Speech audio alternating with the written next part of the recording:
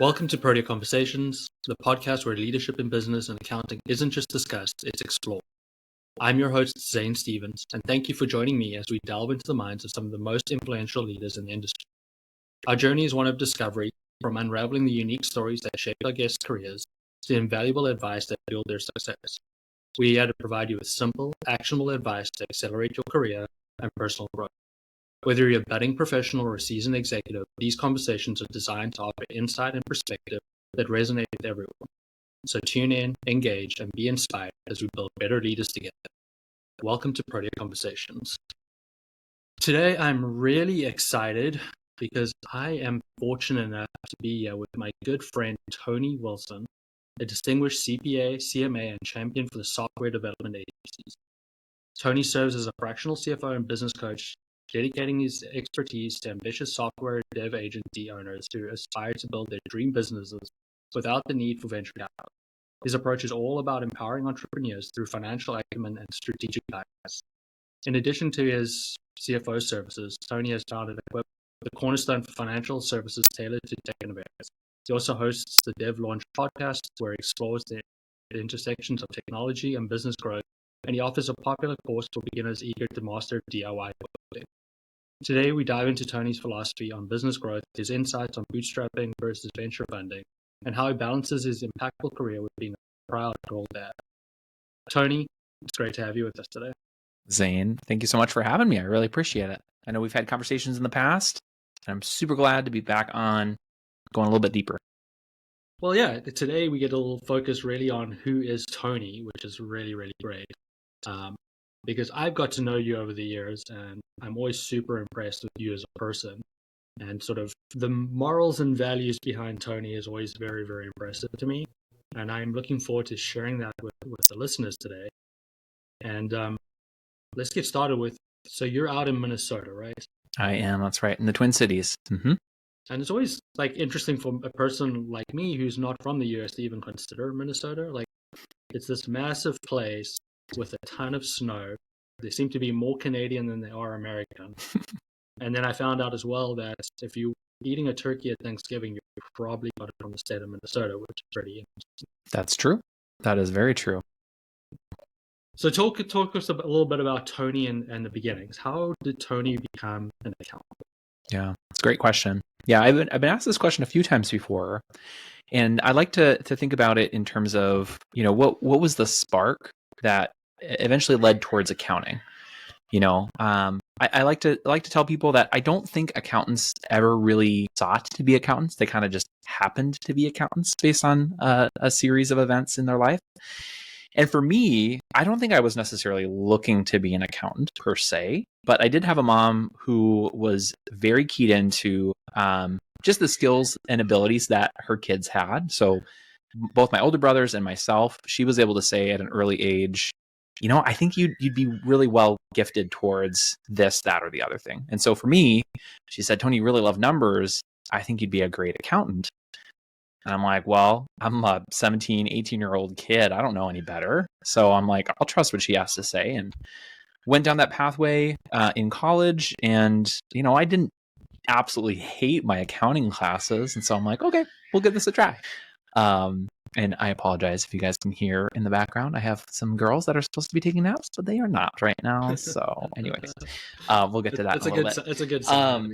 So my journey through college, fun fact was, I was actually more interested in my double major, the other major, which was finance. I loved my finance classes, right?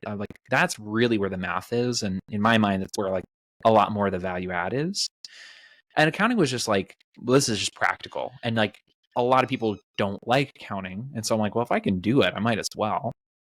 And I also had some professors who said, Tony, if I were you, I would start your career off in accounting. And then if you want to, you can move your way into finance. The thing is, you can't really go from finance into accounting, which is the advice that they gave. And I was like, okay, I can see that. I can hear that. And so I did that. I went that direction. I pursued public accounting, similar, Zane, to you. Here in the States, it's just a little bit different how things start off, but it's still a really, really good learning experience. I was in the audit side of things, so I was not in tax, I was in audit. And I learned a ton those first 2 years. And through those 2 years, I worked for Grant Thornton, which is like a top 5, top 6 accounting firm. And I got a lot of really great variety of experiences, right? I wasn't just in SaaS. There was also a medical company. And then there was also a nonprofit that I worked with and a manufacturing client. And, I had a lot of different types of clients. And I loved that variety. Probably like a lot of the other listeners on the show, I didn't really love the compliance type work, especially in audit. It can be a kind of a thankless job. And so I knew I just wanted to get enough experience. I wanted to get my CPA and then kind of peace out, and so that's what I did. I got enough experience where I felt like I saw what I needed to see. And then I moved on to a different program, a different employment arrangement. And this was through, at the time, it was called Salo. It's now been acquired by Korn Ferry. And they do something called the Compass program. And this Compass program, it's basically meant to take people coming out of public accounting and set you on a rotational program to go and see different companies and different roles, right? So I worked for a very large bank in their internal audit function. I worked in a financial reporting for a small publicly traded tech company. I also worked in just general ledger accounting, and then ultimately landed in the position where I then became a full-time manager. They converted me from a contractor to a manager. That was over at C.H. Robinson. And so got a lot of really great experiences in, again, publicly traded companies, working on general ledger close, working on internal audits, and financial reporting. And I really enjoyed it. It was a lot of fun for me. But yeah, I think finally making my switch over to full-time employment again as a manager, corporate accounting manager. I spent some time there, did a lot of really fun things. People would think I'm crazy for saying this, but I worked in intercompany accounting, which, I mean, as an auditor, like if it equals 0, you don't think about intercompany. But man, one of the greatest ways to learn about tax compliance and operations and all this stuff is like wrap your head around intercompany accounting. For sure. So got a great chance to do that. While I was there, I also stood up. Can we pause there quickly before we move on? Yeah. I'd love to hear more about this Salo program that you were in, the Compass program. Yeah. Because that's not something I've sort of run into too often, right? And, the way the chartered accountancy qualification is set up in South Africa, you're committed to 3 years. And the way you get to see other sides of the business is by putting up your hand and saying, I want to see other parts of this, right? I want to help out in the internal. I want to help out in tax. I want to go into some of this consulting stuff that's happening there, which I happily did, but not everybody did. So you have that situation where in South Africa, it's like, your 3 years are done now. Good luck. Go find something else. And a lot of people come out of that going, I don't actually know what I want to do. This feels, and I know that's the case in the US as well. When people go to public accounting and their only thought in their mind is, I want out of public accounting. I don't know what the next step is. So it's interesting to know that there are some programs out there that can sort of give you that, job skills training, give you some thought into what you could be doing. And that's a really great concept. And seems like, there's a lot of talk on how do we keep people in accounting? How do we keep people interested in accounting? And there has been this talk about, okay, let's give people better training at different levels. This would seem like one of those opportunities that would provide to people. So can you sort of just talk a little bit more on how did you find it? How did you get into it? Like, what was it all about? Yeah, I will just say, to echo your point, I don't think there's a lot of great programs that are out there targeting people coming out of public accounting. I think a lot of times what happens is you have permanent placement recruiters who try to put you in a permanent job, which is just honestly really hard because many of us, we don't know what we want to do. We know that we don't want to do audit anymore, or we know we don't want to do tax anymore, but we don't really know what else there is. And you also don't want to make a premature jump into a full-time job. You want something where you can see other things and it not look weird on your resume. So I actually was quite serendipitous. This company called Salo at the time, it's again since been acquired by Korn Ferry. They were here in the Twin Cities, and I had a really good relationship with them because I did an internship through them or with them my senior year of college in their internal accounting function. And we just stayed in touch through my whole experience and time in public accounting. And so when the time came, I already had an ongoing relationship with them. And when the time came, I'm like, all right, I'm ready to make the switch. I'm ready to make a jump in. They were ready for me. They were ready to accept me into their Compass program. And yeah, I don't know of many other programs that do this. I think for those of you watching this, if you've never heard of this, I would highly recommend go check them out. Korn Ferry's Compass program. It's the best of both worlds because you're paid on a salary, but yet when you go to work with your clients, the clients are paying an hourly rate. And so they have an incentive not to have you work more than 40 hours. Otherwise, they're going to pay time and a half for your time, which is very expensive. Yep. And so your clients don't want you working more than 40 hours and you're on a salary. It's like the perfect detox for public accounting. It really was. And then maybe one other thing for people to know here, or maybe two other things for people to know here, is they typically target 2 to 3 years is kind of like the sweet spot for you to spend in the program. Anything more than 3 years, they start to have you question, like, should I be a full-time or a long-term consultant? Yep. So they'll move you out of this pool into the consultant pool, or maybe just help you find a permanent placement. And typically the work that you're doing is, call it like a senior accountant to maybe like entry-level manager type work. So you're not doing something super high level, but you're not doing something entry level. You're somewhere kind of in that senior accountant, senior associate realm. So the actual experience that we're all looking for to be able to take the next step in our career, they're offering it to you. That's right. So crazy.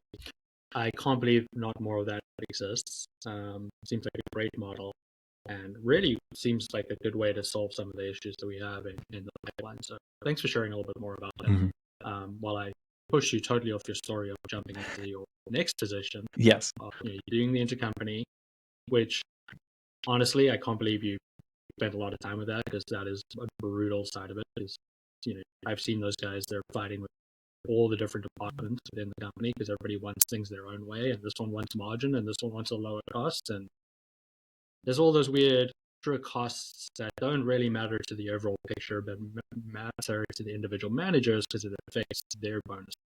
Bingo, right there. I think it was through my experience at Intercompany that helped me to shape a paradigm of essentially the 3 different audience groups that we see in accounting. There's management, government, and investors, right? So especially if you're in a financial reporting function, if you're dealing with anything with 10Qs and 10Ks, that's financial reporting. From a financial reporting perspective and from an investor's perspective, nobody cares about intercompany. Does it equal 0? It's done, right? That's all that matters. On the flip side, when we talk about management, they care a ton, like to your point, because some of these middle level managers and directors and VPs, their compensation is based on their division's performance. And so if they're not getting their margins because they're not intercompany costing enough or getting enough intercompany revenues, they're going to start to squawk. And they certainly did. And then on the government side, especially the company that I worked for had 65 legal entities around the world. And so you're dealing with, how does India play with this? What about Brazil and China? And like these countries are very, very particular about making sure sufficient profit is showing up in their country. So you can't just play games with your intercompany. Yeah. So it's really important, and not enough people know about that. But I learned a lot doing that for 3 years. Yeah, I mean, they have to have the revenue. They've got control, like exchange control regulations they have to deal with as well. So they have to be treated as a real business, even though it is intercompany, which I know from an outsider that can feel like, what? That a lot of countries even have rules about it. You have to show a specific margin, or, I know in South Africa, one of the things you have to do, it has to be your revenue has to be comparable to what you would charge to an outside person. And if not, you could get double taxed on it because you haven't, you're not showing enough profit, i.e. you're not showing enough taxes. So the government's like, we'll come get it from you either way. So, it's a tricky part. And I've definitely seen some fights from my audit days with people just like talking about it. Oh, okay. This is a tricky part. So you did that for a while. Definitely, like that sort of explains where your good nature and your mediation and communication skills come into play. Yeah, it's at the end of the day, it's a lot about rather than coming in with your preconceived notions and assumptions about why people are saying the things that they're saying, it's just coming in with a curious mind and being like really open and honest and just being like, tell me more about this. Like, what is this impacting? When you see this number here, why is it such a challenge? Or why are you getting so upset by this? Like, tell me more about this. And, we went from a very, very contentious relationship with certain business lines to, by the time we left, they're some of my closest work friends that you can have, just because it does take a lot of coordination and listening, active listening, and really trying to find the win-win. No, that's great. Then you had a couple of small stops along the way before you decided I got to do something by myself. Mm-hmm. Yeah. So while I was there, I launched a few things. By my nature, I'm a very entrepreneurial and intrapreneurial individual. And so while I was at C.H. Robinson, I launched an internal brand called Finance U, because I just saw a huge need to upskill our financial teams.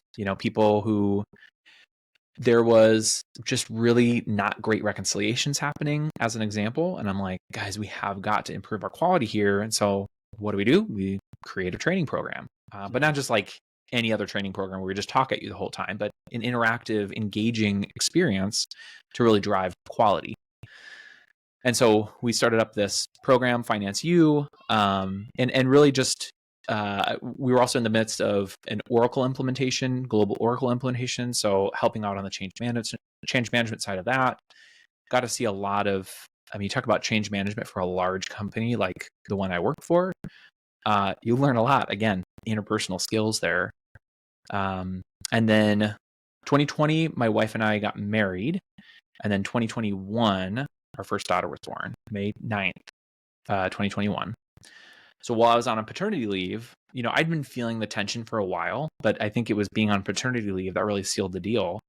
I remember holding my daughter and thinking to myself, little girl, you can do anything you set your mind to, right? Because like as parents, isn't that kind of the thing that we feel for our kids? It's like, we want the world, you can do anything, you can accomplish anything in the world. But I just remember feeling so hypocritical thinking this for her, but yet here I was wanting to do my own thing, but I was shackled by fear. Like, well, I need to have a nice cushy job in order to provide. And it's like, well, that's not true. Mm-hmm. And so talking with my wife about it, we both really felt like now's the time, right? Like the older you get, the fewer risks you really feel like you can take. So I'm like, let's do this. Let's jump on out. And so, end of July, I wrapped everything up. Beginning of August, I started my own business. Yeah, it is always interesting, and sort of that fear of starting can sometimes get in the way. You can see that sign over there. Just start. Really important sometimes. Sometimes you just need to get moving. And it's interesting how that sort of holding your kid and the thought that, hey, I want you to be able to achieve whatever you can, sort of pushed you over the line. We always, as a parent, I always want to set a good example, right? And I probably do most of the time, but not all of the time. But being able to sort of take a step notable, right? Like you're going from full-time employment, great position to, hey, I'm just going to do this by myself. There's no greater lesson. Succeed or fail, there was still a good story in there, right? Like you were willing to put your fears aside, try to do something that you really believed in, and then something you thought would make you really happy. And I think that's a great lesson for anybody out there. Sort of, do what's going to make your heart feel good. And if that is taking a big risk, well, make sure you put some lifeboats on the ship before you jump. Mm-hmm. That's right. That is right. And I know on that note about the lifeboats, something that's been really helpful for me in my experience, and the reason why I still to this day recommend Salo, which is now Corn Ferry, is they played a real pivotal role in my just being able to navigate my career. I think a lot of times recruiters get a bad rap because they're usually the ones that are in your DMs in LinkedIn when you're not really asking for it, and it can just feel, sometimes feel slimy and stuff like that. But that was just never my case with Salo. I've always felt like they were very relationship driven. And when I first left my job, my full-time job, I was like, in the meantime, I need to have some contract work to kind of make ends meet. And so those were my life boats, my life jacket. And that did a lot to really help stem the tide. That's great. So in 2021, you started Equip. What was the mission? Yeah. So the big vision is we exist to empower visionaries to turn their dreams into a reality by teaching them the language of business so they can read and write the story of their success. So it was all about education first and foremost. Everything that we did was all around what can we do to empower the visionaries at the center. And so I started with a thesis, or a hypothesis rather, that said if entrepreneurs were better educated about their business, about their finances, they would succeed. We wouldn't have the failure rates like we see today. And as I went and I had more conversations with founders and business owners, what I found to be the case is that's true to an extent. I was under the impression that just looking at the accounting numbers alone would be sufficient. Turns out even as much as I think accounting is important, it's really not. That's actually not the first and foremost thing that's lacking in these smaller companies. We're talking less than $1 million in revenue. What I discovered was, wow, like sales and marketing actually was probably the number one deficit in these places. Like, yeah, they don't really know their numbers. That's part of what's happening here. Yep. But they also really don't understand sales and marketing. And so what I found as I was going through is, yeah, I want to create, education that can teach them, for example, how to do their own books if they want to do that. The market's not really there. If you're over $200,000 in revenue, at that point, it's like, I make enough to pay somebody else to do this for me.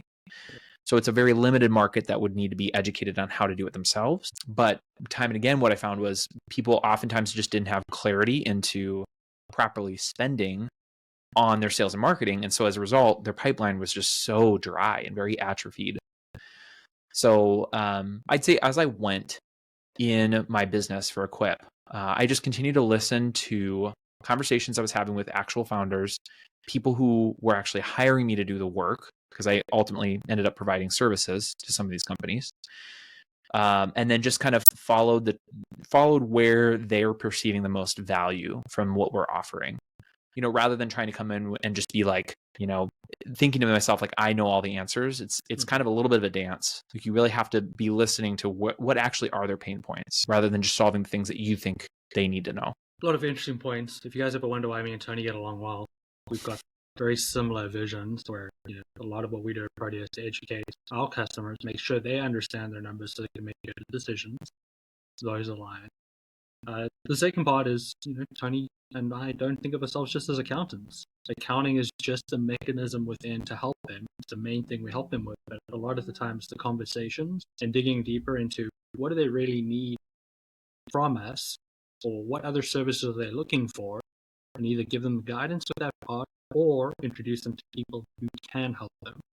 Because I know I don't know all the answers, especially I'm in a very specialized space. That's why we sort of frown away from CFO level services, because it's, to be a CFO in a wine industry, it's way more than just being a CFO. You have to really understand sales and marketing. You really have to understand operations. You need to understand how the 3-tier system operates. So we give them access to those people who have done that before. And that's sort of the important way we make a difference, because like you said, we don't know all the answers. But if they have enough conversations with us, we can figure out what they're looking for and putting them in front of the right people. Yeah, that's so good.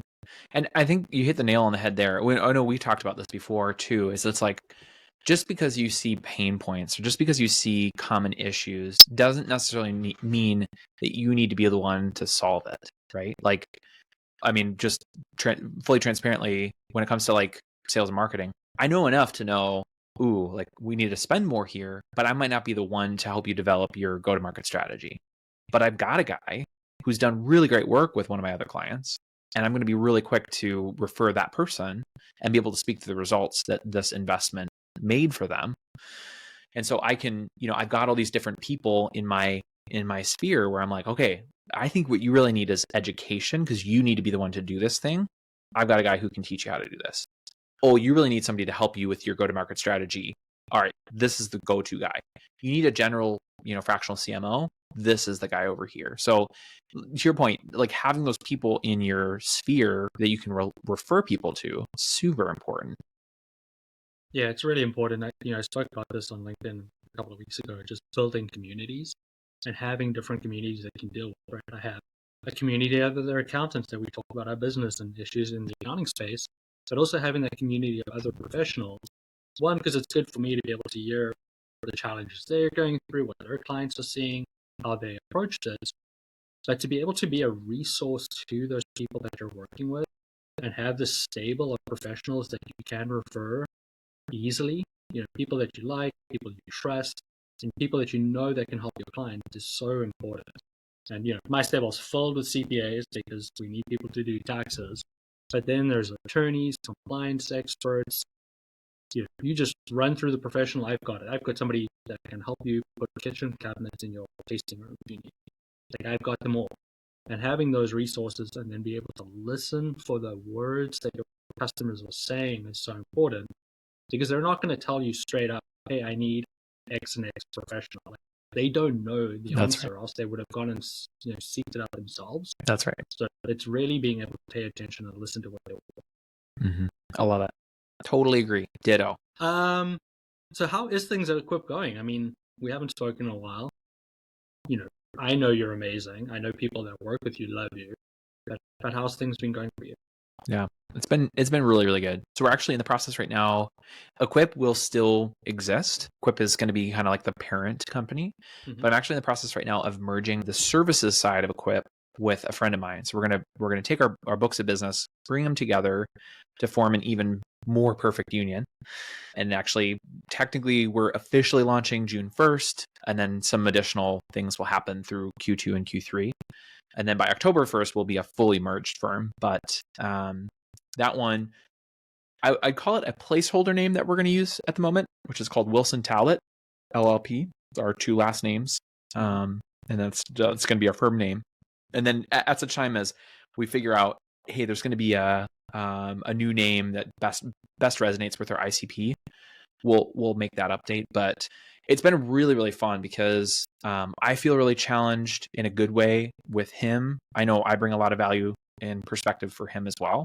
And so we just have this really, really nice complementary service offerings to begin with. So he's got a good background and eye for what I call like more bringing companies to be exit ready or to even like evaluate for acquisition.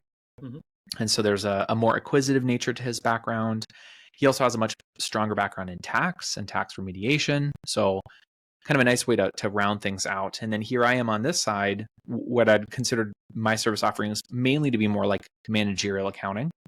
We'll for sure at a minimum be able to provide books that you can use to file your taxes, but the really bread and butter of what we provide is management insights, project level profitability and tracking your gross margins, cash flow forecasting, like all these types of things. So you bring those two together, we're going to expand where Equip is mainly focused on software development agencies. With this new firm, we're going to be expanding to digital agencies, which is just like one step above that. Mm-hmm. So software dev agencies will still be a focus of ours. We're also going to be able to serve marketing agencies. We're going to be able to serve design agencies, and anything that kind of fits under that digital agency model. Yep. Well, that's really, really exciting news. I'm glad to sort of hear there's some good movement, and the more people that have access to the great Tony Wilson, the better. I appreciate that. Yeah. I know you continue to do a lot of education type programs. I sort of see it pop up on LinkedIn every now and then. How's that sort of side of your day-to-day going? Yeah, it's going great. I actually just recorded another video with a friend of mine. She's in a very complementary space. She educates freelance project managers how to be, essentially do freelance project management. And she's putting together a pretty extensive education packet for those people to basically be able to start their business. And one of the modules is about accounting. And so we just did a quick kind of blurb, kind of a Q&A session. So we're looking to make, form some partnerships with some of those type of, where they're providing other education that's complementary to our Tax Ready Freelancer course. And then I think you've probably seen, it's popped up in the Thrive community is what it's called. I've had a chance to speak with them about a couple various topics. And every time I get to do that, it's just I feel like I'm in my element. Like this is like what I'm meant for. You know what I mean? Just like teaching things that would otherwise be very boring or complicated and doing it in a way where it's engaging. So those things have been really good. I am still working towards building out my YouTube channel as well. So we're making progress on that front. We've got 2 videos posted so far with a third one coming soon. And then we're going to be recording a 4th one. So yeah, I'd say all in all, pretty good. It's always that tension of like when you always have a limited amount of time in a day, what do you prioritize? And obviously a lot of other things have been taking priority at the moment, but I'm really looking forward to getting back into a state of a kind of equilibrium so we can focus on some more education. What Tony's talking about there, limited amount of time. He does have a flock of children at heart, right? That's right. Yep. That's what we were listening to earlier when we heard just a bunch of screams in the background. Do you want to sort of share a little bit? I know you brought it up in your introduction, being a girl dad. You want to share with the audience sort of what does that mean? How many of those kids are running around or crying around at this point? Yep. Yeah. So I've got a 3-year-old. She just turned 3. And then I've got 2 identical twins who are going to be turning 2 in the end of July. And then my wife is pregnant with baby number 4, who is not a girl, it's a boy. So it breaks the girl dad. But I think that's just a scan until they come out. Right. There's no guarantees. That's true. That is very true. But you gotta. This is the question I was asking somebody else. I was like, okay, so if you have 3 girls and you've been a girl dad, and then you have a boy, does that make you no longer a girl dad? I've got boys, so you're a boy dad. So I'm just a dad, and so I have no idea. Yeah, that's fair. That's fair. But I'll still don the title of girl dad because, especially when you have them this close in age, yeah, it's good. But no, so I've got a lot of kids. If I'm being honest, that was probably part of the reason why I really liked the idea of doing my own business, because I'm up here in my attic. We live primarily on our second floor and our first floor, and so lunchtime comes around, I can just pop downstairs and join him for lunch. I might be able to join him for breakfast. If my wife needs to go out grocery shopping, like I can keep an ear out for the girls, like all this kind of stuff. So it's been really, really good for our family to have that remote work environment. Well, even though I'm sitting here in my office, it is only 2 miles away from my house, and I take advantage of the flexibility of being a business owner all the time.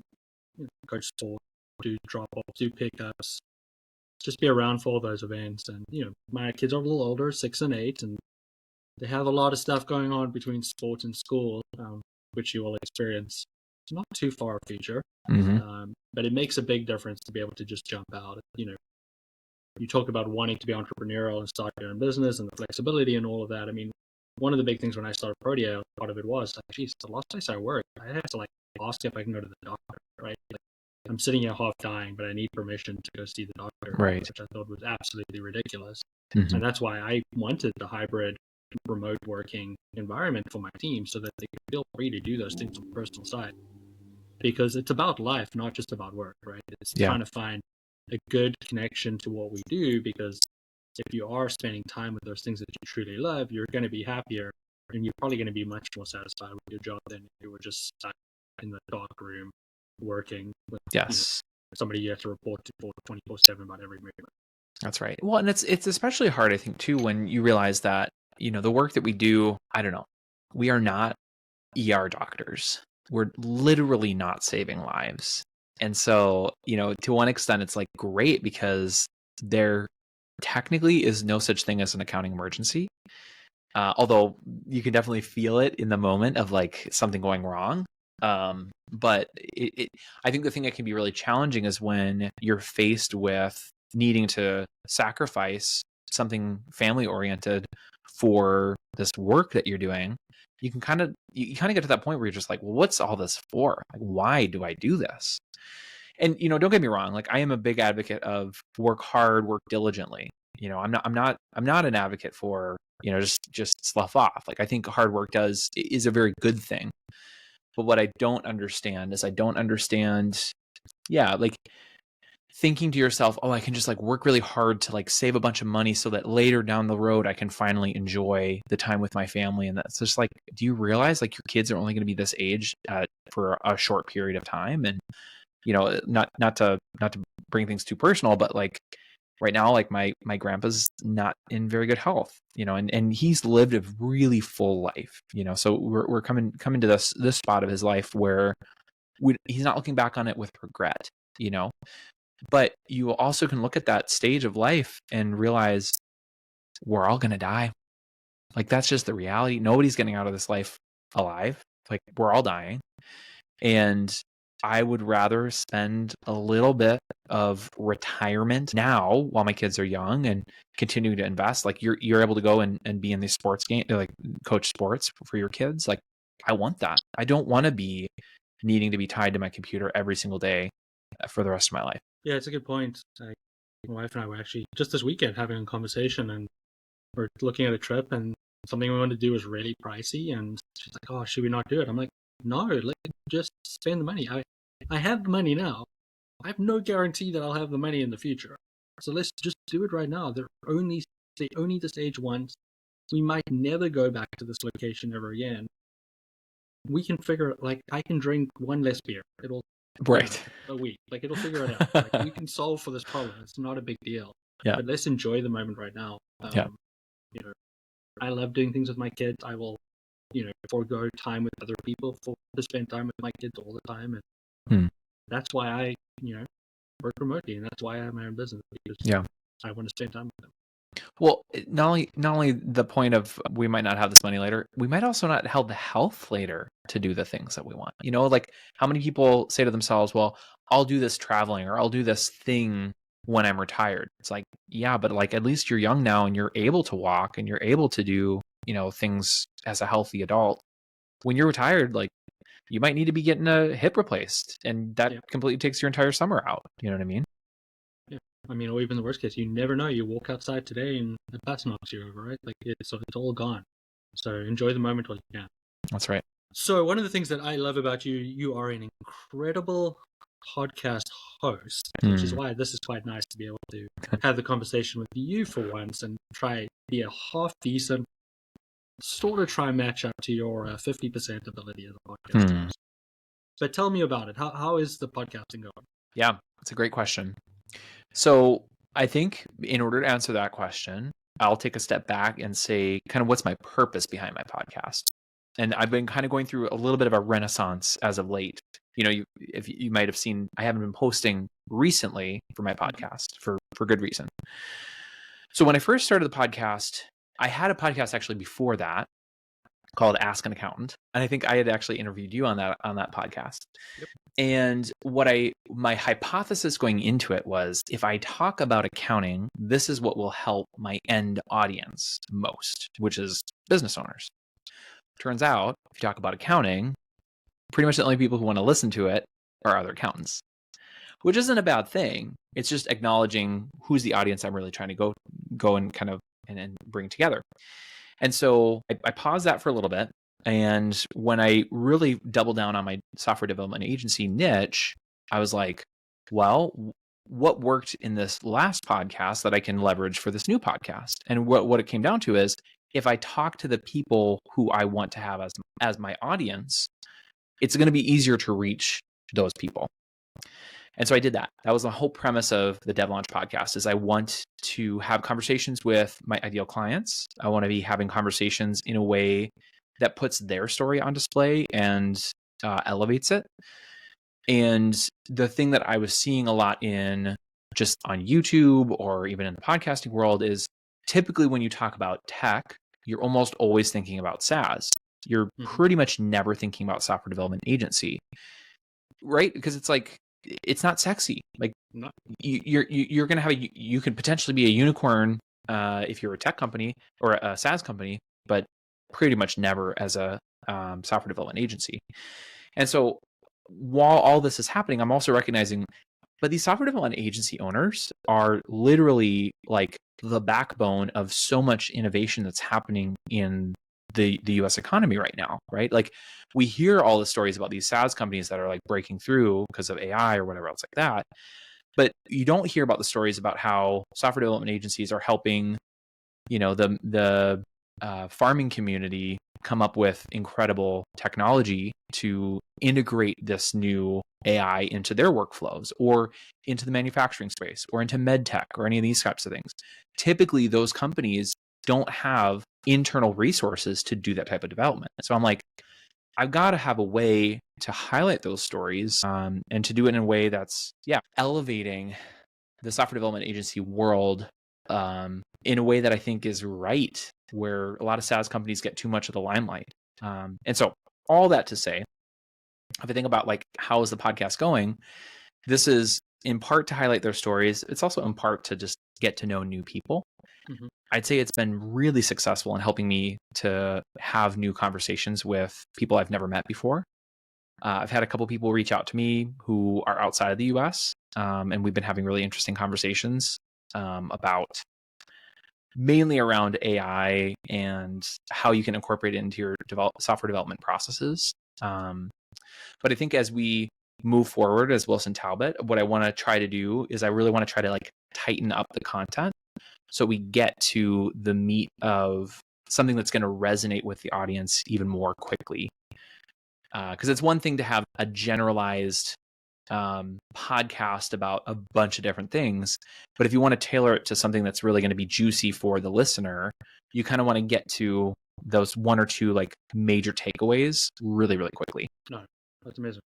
So, where are we at then? We're still podcasting. We're hoping to podcast. We're reinventing the wheel. A little bit of everything. So I've got one podcast that's been recorded. I just need to do the edits and launch it. And then what I'm going to do after we come together as a merger, so sometime over the summer, I'm going to kind of refresh and revamp. I might even call it season 2 because I'm on season 1 right now. I might call it season 2 of the podcast and really try to go after some of the like most pressing questions that are on dev agency owners' minds, and then get more interesting guests onto the show. Great. Well, you have a lot going on. A merger is a lot. You've got the flock of children that you're dealing with and one on the way. You're rethinking your podcast. So tons going on. But can you share with me sort of what are your short-term goals for business, professional life, just life in general? Yeah, there's a lot. I would say to start with the business, I think first and foremost, it's just a matter of getting some good traction. The nice thing with this merger is that we've expanded our capacity. So where before, I wouldn't say at capacity, but we were pretty comfortable. Now with this merger, we've got a lot of extra space. And so I think one of the most important objectives over the next, 3 months even is just inviting more people to be receiving our services and to be, finding who those people are and what their major pain points are. So I'd say client acquisition is a big one for us right now. And so because that's such a North Star for us, it's really trying to figure out what are the things that are the nice to haves that don't fully support that. And like say, I think it's great that we want to do that, but that's not really moving the needle. So we're going to like put it to the side for now. Because I think the podcast does help us to find those right people, I do think it's going to be something that's going to be a priority pretty soon. But in general, like in life, what's the focus? What's the priority? I do think a lot of it is, trying to strike a good balance so that I can be available for my wife when baby does come. So most of July, beginning part of August is going to be like, how can I be really present these first like 2.5 weeks so that my wife isn't completely inundated with toddlers during the day. Definitely challenging with the other 3 running around. And I'm sure they are at this age starting to be very mobile and very busy. Oh, yeah. Yep. Yeah. And quite vocal and opinionated. Yeah. Never heard that being a problem before, but sure. Kids, man. That's a lot going on, especially with the merger. That's a lot going on at once. But if anybody can handle it, is Tony Wilson. Always very, very honored to know you as a person and as a friend. It's great to see that you're having tons of success. On that point of success, can you share with us sort of the best piece of advice that you ever received that sort of set you on this path of success? I mean, you started with telling about your mom being very in tune with who each of the kids are, and it seems like you got a lot of great advice there. But is there any specific piece of advice for doing the right way? I think it depends on who I'd be talking to. If I'm talking to somebody who's like fresh in their career, I'm thinking about somebody who maybe just graduated from college with their accounting degree, or maybe even they're in their first job. I think probably one of the most helpful paradigm shifts I ever experienced in my career is when one of my senior associates, who was maybe just a little bit impatient, but the impatience was actually really helpful for me. I just asked so many questions. I was just like, da da da da da da. And we're in the audit room together, and I'm just asking all these questions. And the senior associate was just like, Tony, I want you to write down all your questions. And I was like, oh, I got that. And they're like, and after you write down your questions, I want you to write down your answers to those questions. I'm like, okay. And they said, and when you come to me, I want you to ask your question. I want you to say what your response is, and then ask my opinion on a thought process on how I'm coming to my conclusion. And that just like totally revolutionized the way that I approach work. You think about like even engaging with your clients, right? Like how much of a blessing it is to them for you to come in and ask the question, but also have the answer to the question, and just get them to opine on your thought process. It's like it takes so much less work on their part to engage with you in that way. But when you ask an open-ended question, you're just like, I have to have an opinion about this. Like, I don't know.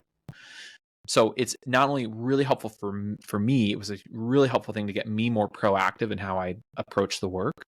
But it was also a huge help for the person who I was asking all these questions from. So again, I think if I'm tailoring advice to that earlier in their career type of person, that would absolutely be one of the first pieces of advice I'd give them. If we're talking about, can I give another quick piece of advice? Okay.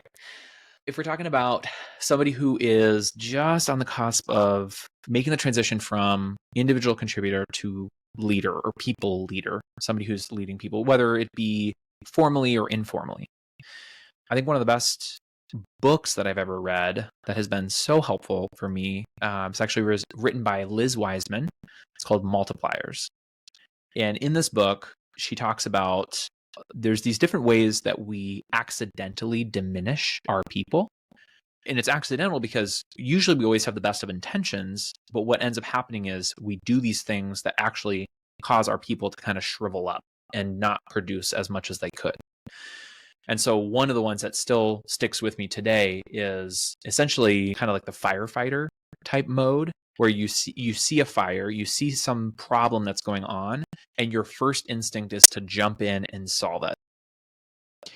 And it's so counterintuitive, but the recommendation was give your people the space, assuming it's not something that is going to completely blow up for sure. If it's something that's going to be relatively contained, let your people experience failure in a contained way without getting involved immediately. Because the second you get involved, you've now taken license away from them to be able to explore and to practice.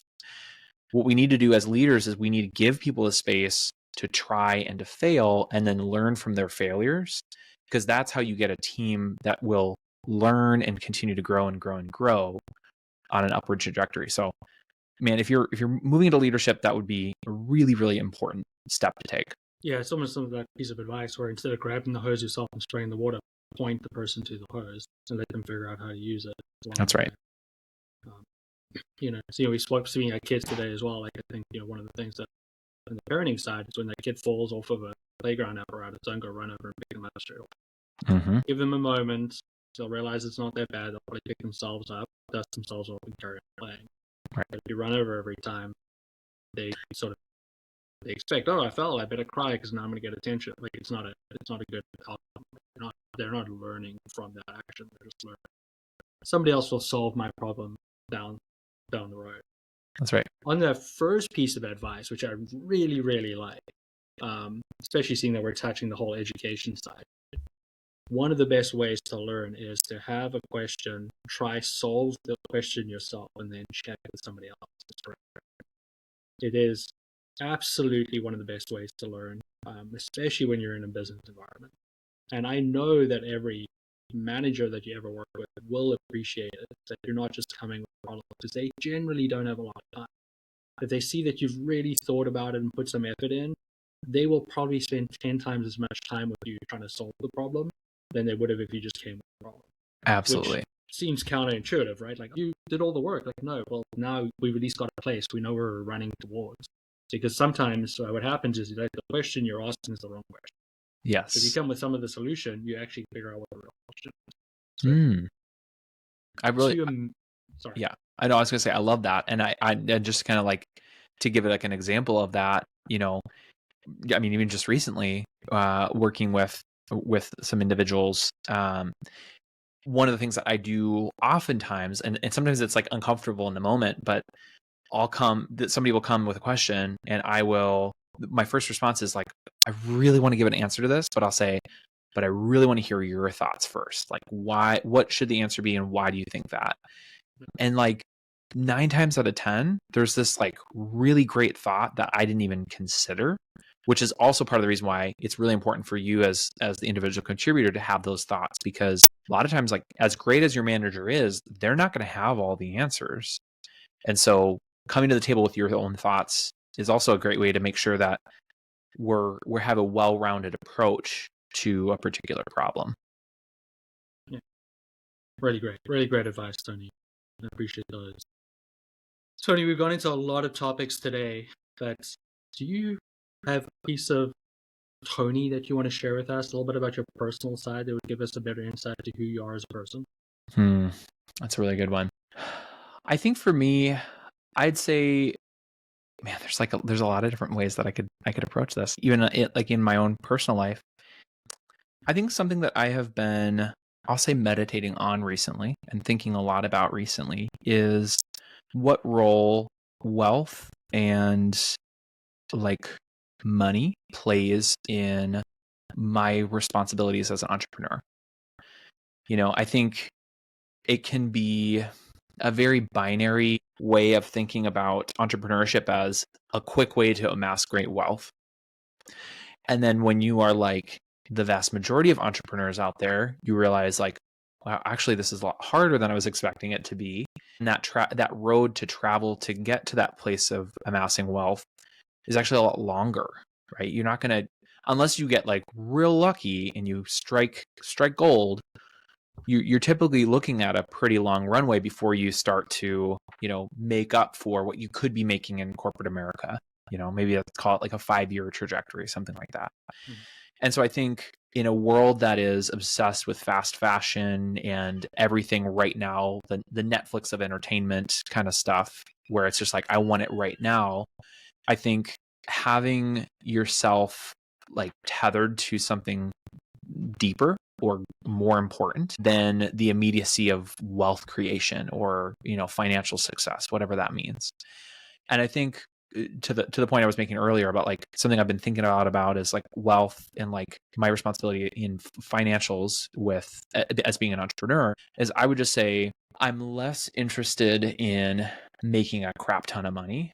Now I am much less interested in that. And I'm so much more interested in, at a minimum, am I able to provide for my family? Okay. Which, surprisingly, if you are in the United States, you can get by with a lot less than you think you can. So it's like, at a minimum, am I able to support my family? And then anything that's beyond that, it's like, what a blessing. Wow, this is incredible. And I think just like approaching entrepreneurship from that lens of gratitude is so helpful and so healthy to really ground you, because like entrepreneurship is going to come with lots of peaks and valleys, and they're going to fluctuate way higher and way lower than anything you'd experience in corporate America.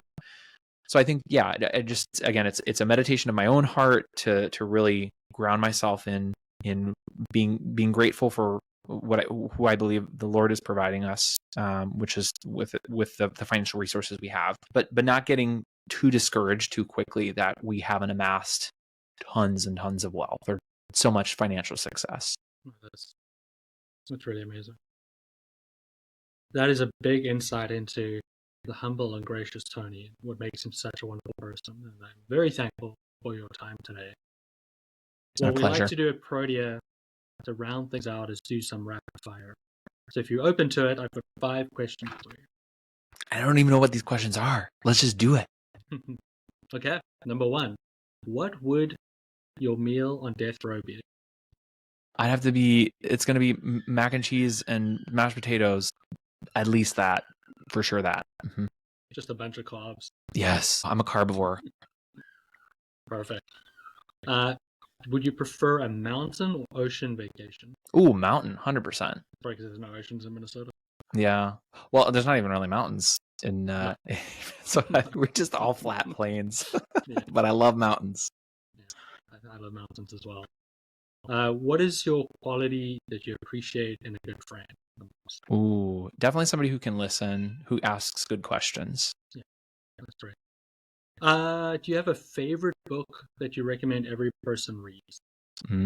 I recommended it earlier. It would either have to be, I don't have it over here. Oh, there's a couple. I'm going to say Multipliers for sure. Mm-hmm. Everybody should read that. Even parents should read that. We're going to go with that one. I have other ones too, but Multipliers is top of mind. Perfect. Last question. If you're stuck on a deserted island, what would 3 things that you would take along to survive? Oh, that's a good question. Oh my gosh. And you can't take food. No, it can't be food. It can't be like a unlimited supply of like saltines or something like that. Okay. Well, it would have to be oh goodness. I think this is going to sound ridiculous. I think it would be like a journal, like a pen and paper. Well, a pen and paper. Does that count as 1 or is that 2? I'll give it to you as 1. Okay, fantastic. Okay. Pen and paper. It would be, oh man, maybe like can I have a shortwave radio? Is that an okay thing? Can I do that? It's your made-up world. So okay, this is my made-up world. I'm going to say shortwave radio, and then I have to go with Bible. Got to have the Bible there with me, for sure. Some great options out there. Mm-hmm.